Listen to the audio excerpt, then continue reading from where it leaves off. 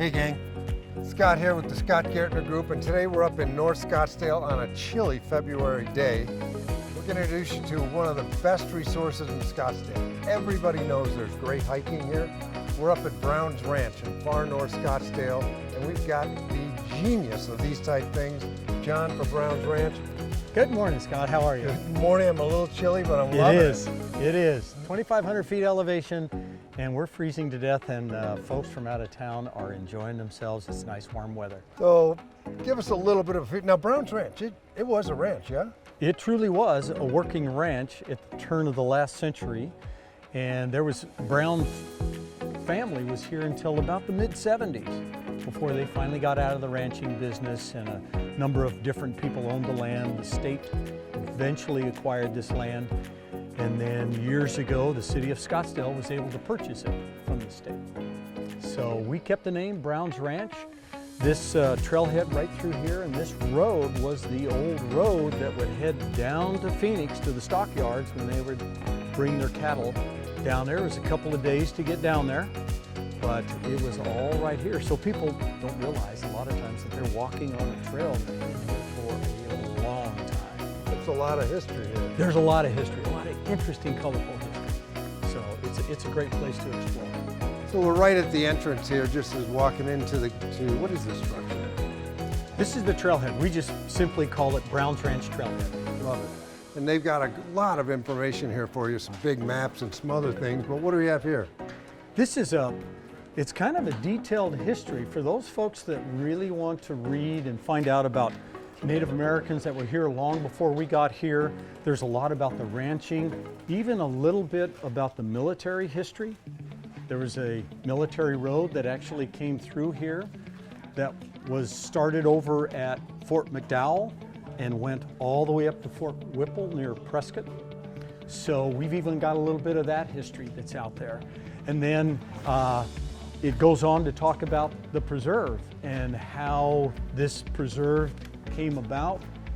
All the dedicated people that fought decades ago that we need to take care of this. Our mountains this beautiful area needs to be preserved. And from a grassroots organization to what we are right now, we have got a lot of recreational activities for a lot of people to see some beauty that's within the Sonoran Desert. It's just a beautiful place.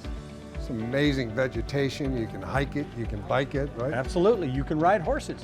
John, this is a great resource. I actually have a map. The "You Are Here" is right here. You can see everything.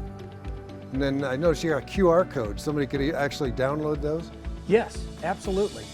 What we did with this map, this is an exact copy of our paper map that we have, but what we did is we outlined and color-coded on this map.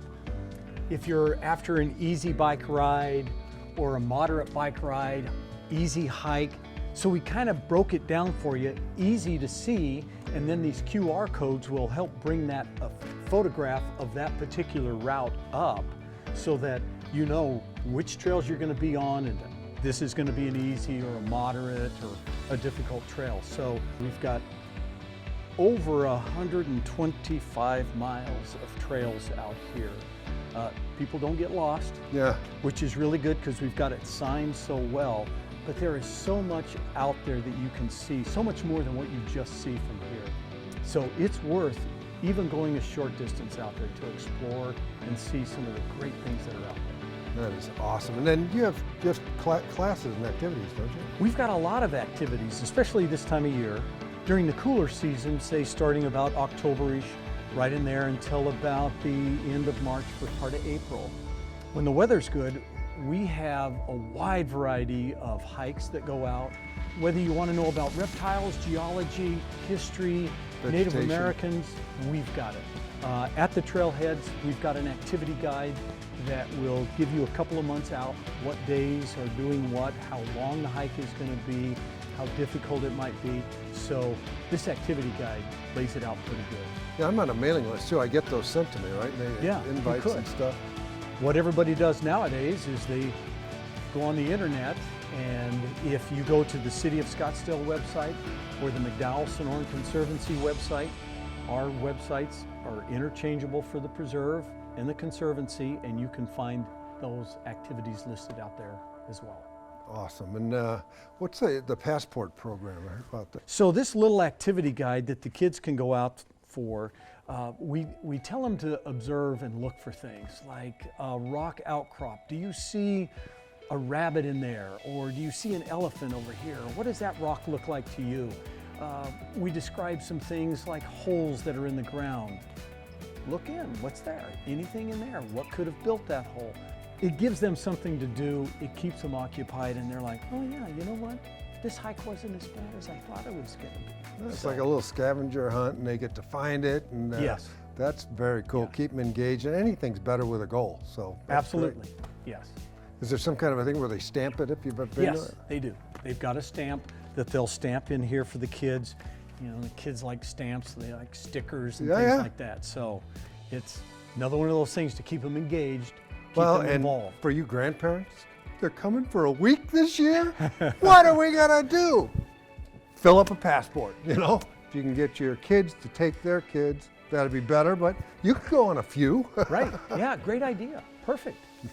No, that's a great resource.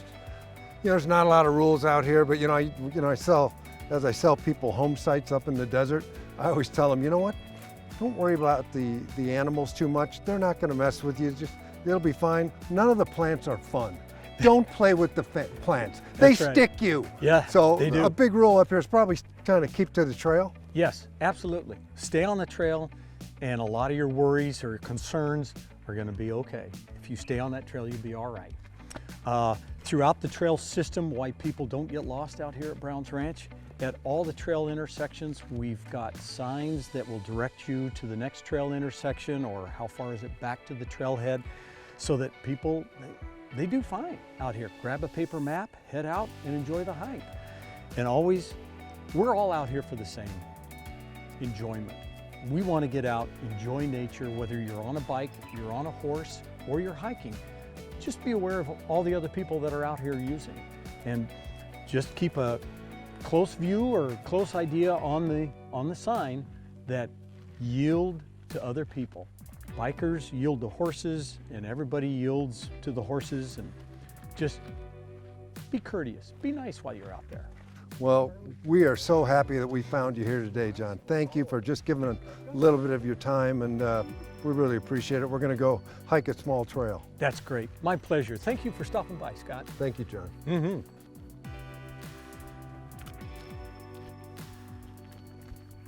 Okay, this is a PSA. This is the one you don't play with. This is called the cholla. They call it jumping cholla. It doesn't jump. You should believe it does, though. Just think of it that way. These things suck. I went to show my sons why you don't screw with these, and I'm not doing it this time. But I put my knuckle against one of the sharp things to show them how it would grab. It not only grabbed, as I pulled away, the whole branch went onto my hand. It was special, I can tell you. Do not mess with this cactus. This is kind of an interesting example. I know there'll be jokes made about Viagra or something, but you know, this arm's just kind of hanging. I don't know what's going on, but these things, they grow slow. They go really slow. They'll live to be a couple hundred years old. They don't grow an arm till they're about 70, so you can guess this one's got plenty of arms. This one's probably pushing 200 years old, something like that. Well, that kind of wraps up Brown's Ranch. I hope we gave you a bit of a sense of it, but I promise you that this camera doesn't do it justice. You've got to be out here on your own, see it for yourself. We appreciate you listening, and if you've enjoyed it, like, share, and subscribe. We'll be doing more of these so that your friends know what to do when they come out and visit you. Thanks for listening.